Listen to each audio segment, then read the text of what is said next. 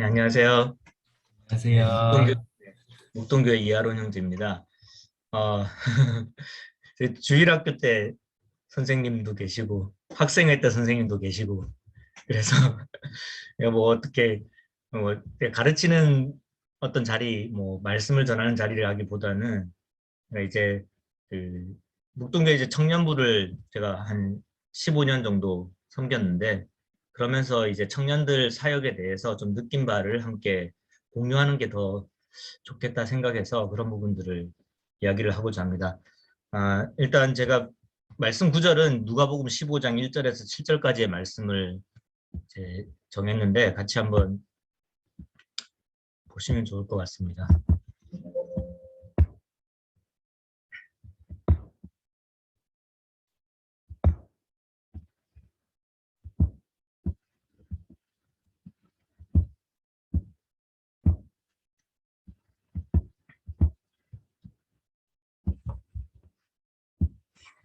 제가 읽겠습니다. 모든 세리와 죄인들이 말씀을 들으러 가까이 나아오니 바리새인과 서기관들이 수군거려 이르되 이 사람이 죄인을 영접하고 음식을 같이 먹는다 하더라.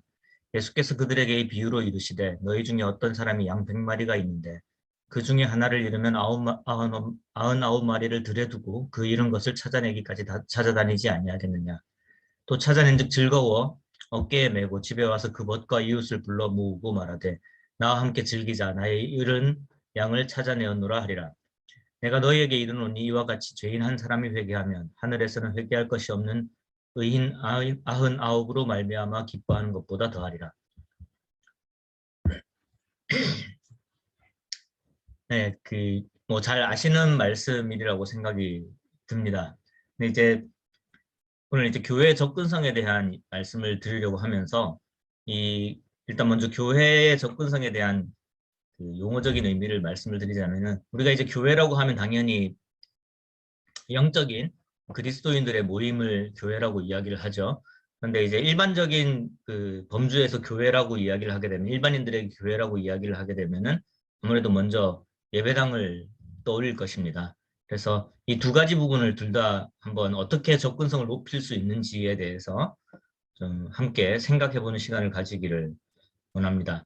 아, 제가 이제 모임에서 태어났습니다. 아까 소개할 때도 말씀을 하셨지만 저희 아버지께서 오랫동안 사역을 하셨고, 그래서 어릴 때부터 모임에서 자랐고, 그래서 모임에서 구원을 받았고, 또 지금까지 뭐 약간 방황한 시기를 빼면은 항상 이제 모임에 있었던 사람입니다. 그래서 너무나 편하고 좋아요. 이 교회에 가고 또 교회에서 함께 예배를 드리고 또 말씀을 듣고 또 함께 애찬을 나누고 하는 그런 시간들에 대해서 굉장히 소중하게 생각하고 있고 또 참 귀한 그런 교회다라고 생각을 하고 있습니다. 근데 이제 최근에 이제 우리 교회 찾아오게 된 여러 청년들 중에서 지방에서 대학교 때문에 올라온 그런 청년들이 있고, 그다음에 이제 그 청년들에 의해서 전도를 받은 거죠. 근데 그 전도 되어서 온 그런 우리가 일반적으로 구도자라고 하는 그런 친구들 중에서 이제 일반 교단 교회에서, 우리와 다른 교파 교회에서 이렇게 오랫동안 주님을 섬기고 또 스스로가 이제 하나님을 믿는다라고 생각하는 그런 친구들도 여러 명 오게 되었고, 그중에 이제 우리 모임에 또 우리 모임에 와서 구원 간증하고 침례를 받고 또 이제 결혼까지 해서 이제 여러 사역에 동참하고 있는 그런 이제 분들이 있습니다. 그래서 그런 분들과 이야기를 하면서 또 이 처음 나오게 되는 그런 친구들과 이야기를 하면서 우리 모임이 가지고 있는, 내가 너무나 당연하게 여기고 굉장히 편안하게 느끼고 있는 것들 중에서 이게 그런 사람들한테 어떻게 보이고 그게 또 어떤 작용을 하는지에 대해서 좀 이제 물어보고 함께 이야기하는 시간들을 좀 가졌었거든요. 그래서 이제 일단 주일날 이제 인도되어서 오면은 가장 먼저 느끼는 첫인상이 무엇이냐라고 했었을 때 교회가 불친절한 것 같다라고 이야기를 해요. 사람들이 불친절한 것이 아니라 교회 자체가 불친절한 것 같다라고 이야기를 합니다. 그러니까 언제 예배가 시작되고 그 예배가 언제 끝나며 또 쉬는 시간이 언제고 또 화장실이 어디에 있고 이 시설은 어떻게 사용하고 하는 것에 대해서 아무런 정보를 얻을 수가 없어서, 물론 이제 각 교회마다 다르긴 하겠지만 그 이야기를 듣고 보니까 일반적으로 제가 갔던 교회는 나는 그렇게 알고 있잖아요. 이때 뭘 하고 그 다음에 뭘 하고 하는 것들 다 알고 있지만 이 처음 오는 사람들 입장에서는 아 이게 불편할 수 있겠다라는 생각이 들었습니다. 이제 한 형제가 그러더라고요. 언제 화장실 가야 될지 모르겠다라고. 그러니까 꽤 오랜 시간 동안 교회에 앉아 있어야 되는데 이 교회에 따라서 이렇게 쉬는 시간을 5분, 10분 주는 교회도 있지만 그 전에 이제 좀 그럴 때 이 분위기를 잘 모르겠다라는 거죠. 어떤 이 다음에 뭐가 오는지 알 수 있고 시간 계획이 분명히 나와 있으면은 그거에 따라 움직일 수 있는데 그런 것들이 좀 부족했다. 그래서 처음 한번 와보고 그 다음 올 때 굉장히 머뭇거리게 되는 요소 중에 하나였다라고 이야기를 하더라고요.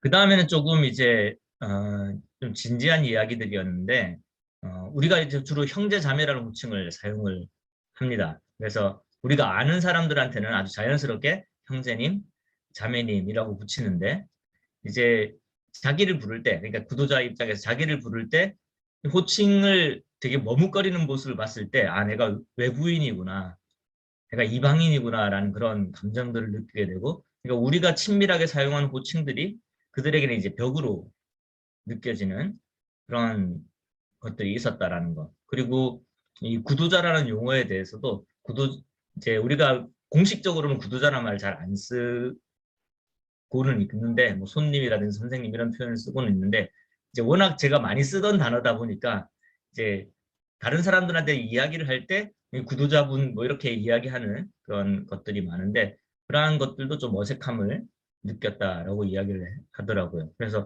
그럼 보통 다른 교회에서는 어떻게 부르냐라고 했더니 이제 원래 이름을 부르거나 그러니까 같은 성도들끼리도 이름을 부르거나 그다음 직책으로 부른다라고 이야기를 하더라고요. 뭐 선생님, 그다음 뭐 장로님, 권사님 이렇게 부르고 처음 오는 사람들한테도 끝에 이제 선생님이라는 말을 붙여서 이렇게 호칭을 한다라고 이야기를 하더라고요. 그런 거에 비해서 우리 모임에서는 좀 분명한 구분이 지어지는 부분들이 있어서 그런 것들이 좀 어색했다라는 것. 그다음에 이제 예배 시간에 자기가 이제 교파교회에서 온 경우에 교파교회도 보통 한 달에 한 번이나 또 어떤 상황에 따라서 성찬식을 하는데 내가 이제 자연스럽게 성찬식에 참여할 수 있다라고 생각을 하고 오는 경우죠. 근데 우리가 이제 성찬식을 하고 있을 때 이제 이게 방어막을 치잖아요. 말하자면 구원받고 침례 받으신 분들만 참여해 주시고 그렇지 않은 분은 뭐 넘겨주시오 이런 표현들이 들어갔을 때 아, 내가 여기에 참여해야 될지 말아야 될지에 대해서 고민하게 되는 그 짧은 순간에서 이제 약간 이질감을 느낀다라는 이야기를 하셨습니다. 그리고 이제 뭐 복음 교제를 하자라고 데리고 간다든지 구원받았냐 하는 그런 표현에서 또 이제 자기 나는 예수님 믿는 사람인데 왜 이런 걸 물어보지? 라고 궁금해했던 그런 경우도 있었고요. 그다음에 이제 뭐 예배당을 가지고 있는 교회들도 많이 있지만 이제 묵동교회 같은 경우에는 그 상가 2층, 3층에 있는 경우라서 1층에 들어갈 때 여기가 교회가 맞는지라는 생각을 했다라는 이런 불편함을 이야기하는 경우도 있었고 또 교회에 따라서 이제 교회라는 호칭을 간판에다가 두지 않고 예배당이라는 그 그러니까 우리도 이제 묵동 예배당 1층에는 그렇게 되어 있거든요. 그래서 그런 것들을 봤을 때 이거 좀 다른 교회는 다르니까 조금 이질감을 느꼈다라고 이야기를 하시더라고요.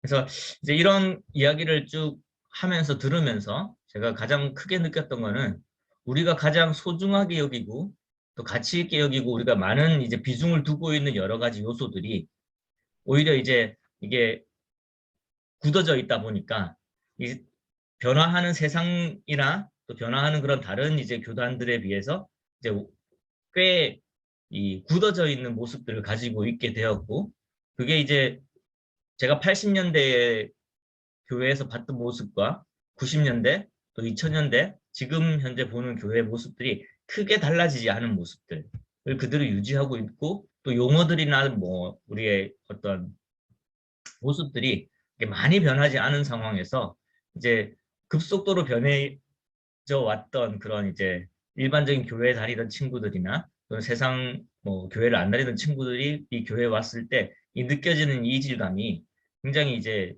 크다라는 것을 깨닫게 되었습니다. 그래서 이런 부분들이 이제 상당히 그 우리가 가치를 지키는 것이 중요한 것과 동시에 그 가치를 담아내는 모습들을 이제 이 시기에 맞게 변화하는 것들을 고민해 봐야 되지 않겠는가 하는 생각을 가지게 되었고, 근데 이제 참 이게 이 난제인 이유는 이게 우리에게 너무나 소중한 것들이거든요. 그러니까 뭐 만찬을 한다든지 노후를 쓴다든지 복음 교제를 하고 침례를 베푼다든지 이런 것들 우리에게 너무나 소중한 것이고 우리가 지켜왔던 것들인데, 그것이 이제 뭐 다른 처음 오는 사람들이 그것을 불편해한다고 해서 그걸 우리가 바꿔야 된다고 생각을 하지는 않지만, 이제 그러한 것들을 실행하는 어떤 그 단계에서 이 사람들이 이 소외감을 느끼지 않게 하는 것에 대해서 우리가 고민하는 시간이 너무 적지 않았나.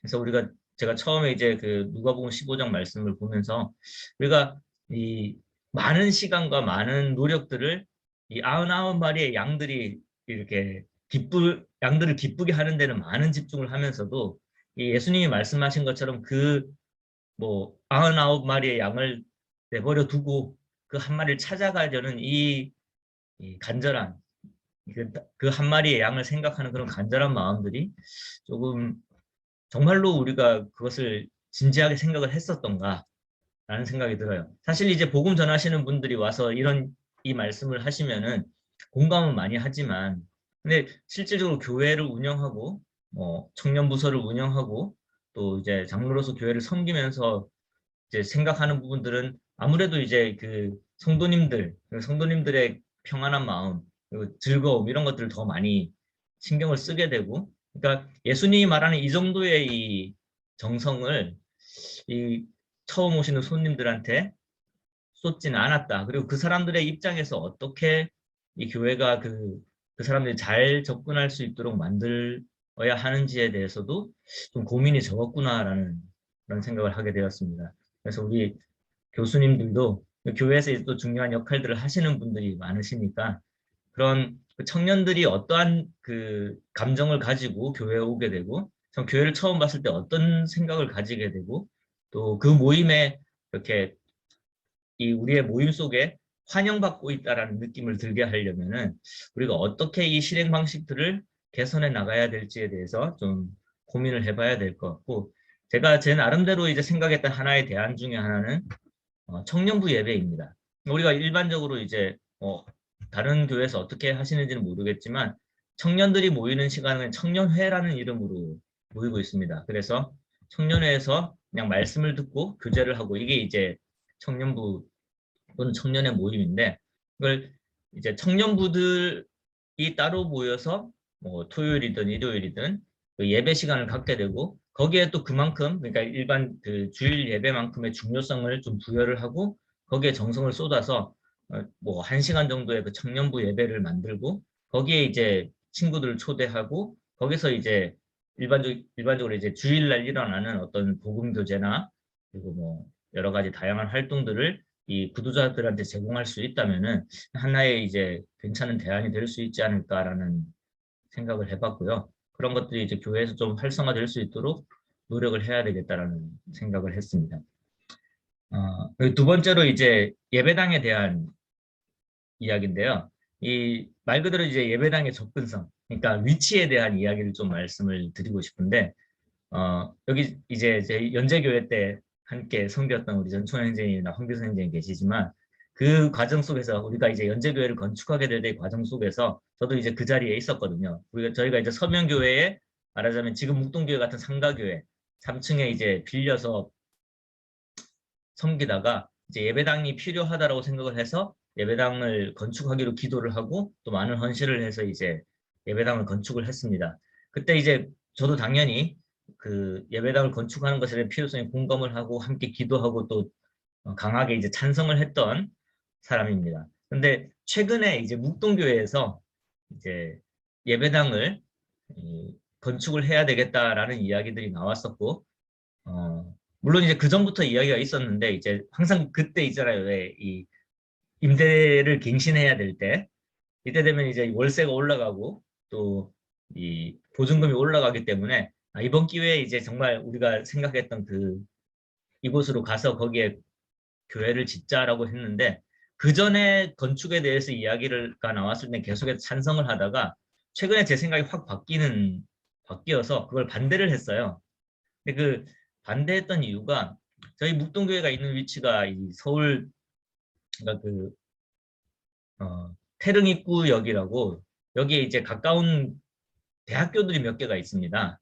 이제 서울과학기술대학교가 있고 그다음에 서울여대가 있어요. 그리고 뭐 좀 이제 광운대도 좀 가까운 편이고 근데 최근 한 5년 사이에 그곳에 이렇게 진학하게 된 지방의 이제 청년들이 이 교회 근처에 이제 세를 얻게 되고 거기서 생활하면서 이제 교회를 다니고 그런 친구들이 또 친구들을 데리고 오고 그렇게 해서 이제 청년들이 많이 늘어나고 이제 부흥하는 그런 계기가 됐었는데 이제 이 청년들하고 이제 사역을 하다 보니까 서울 지역에서 대학교 가까이에서 빌려서 있는 그 교회의 장점이 굉장히 크게 보였었고 반면 이제 교회를 건축하러 나가게 되면은 서울에서 무조건 이제 외곽으로 나가야 되는 거죠.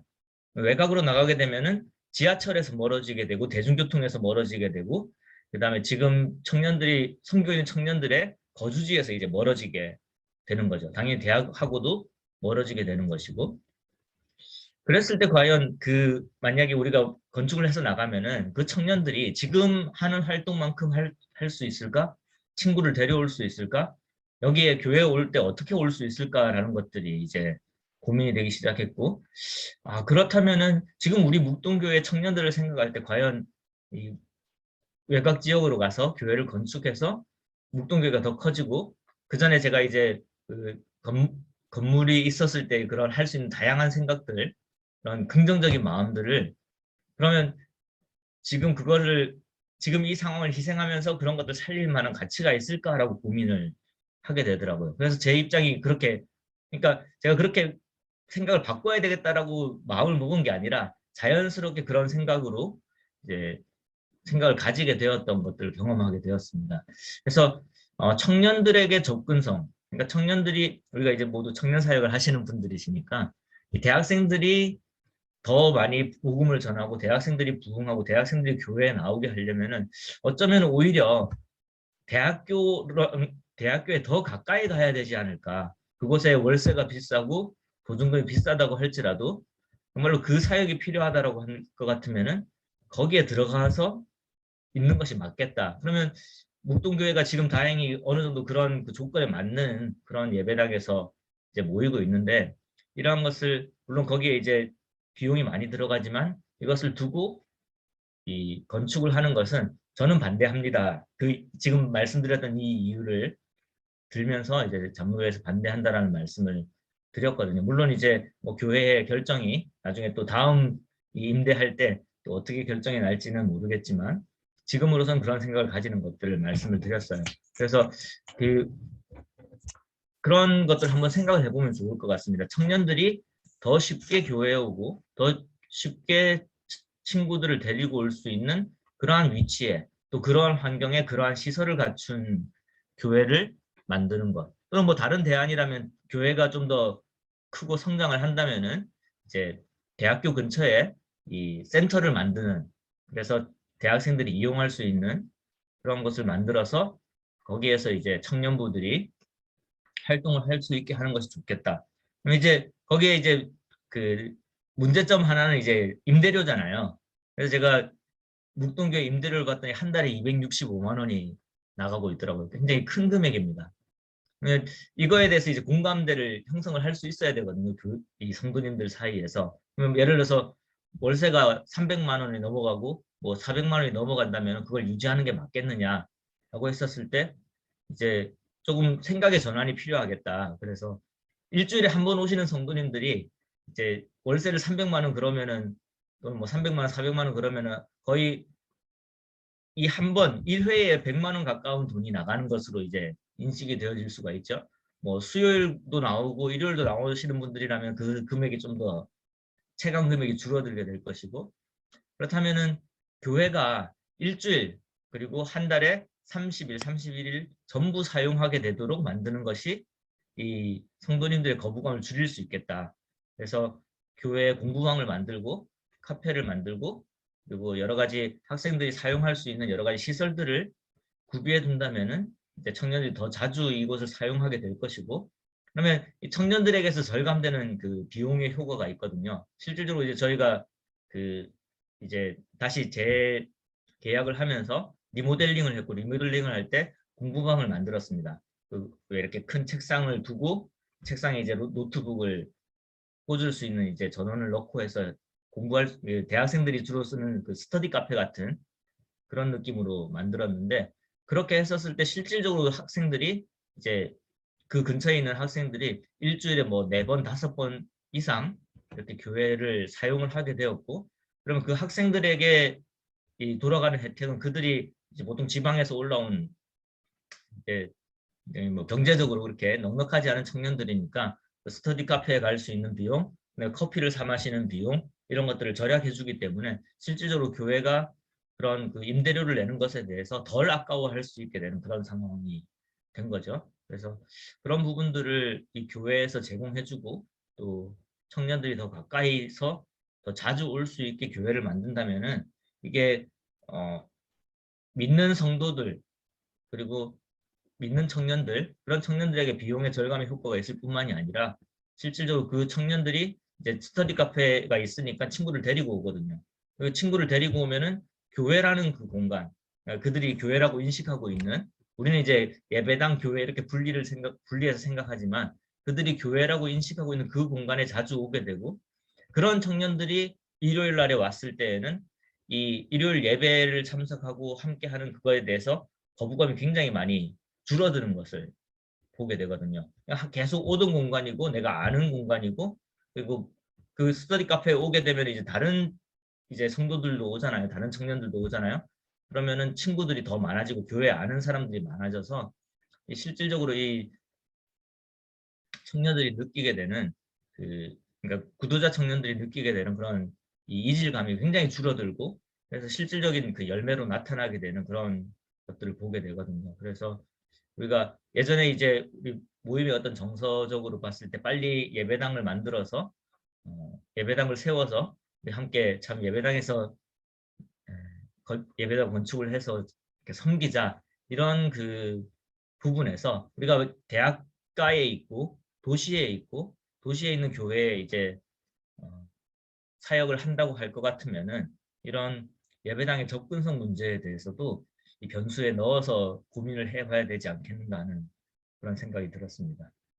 그래서 참 우리가 99마리의 양 된 사람으로서 이거를 이제 서운해하기보다는 그 한 마리의 양을 위해서 우리가 어떻게 더 노력을 할 수 있을까 하는 부분에 대해서 성도님들과의 이런 공감대를 계속해서 만들어 나간다면은 이 청년 사역이 좀 더 열매를 맺는 사역이 될 수 있을 거라고 생각을 합니다. 네, 제가 드릴 말씀은 여기서 드리도록 하겠습니다.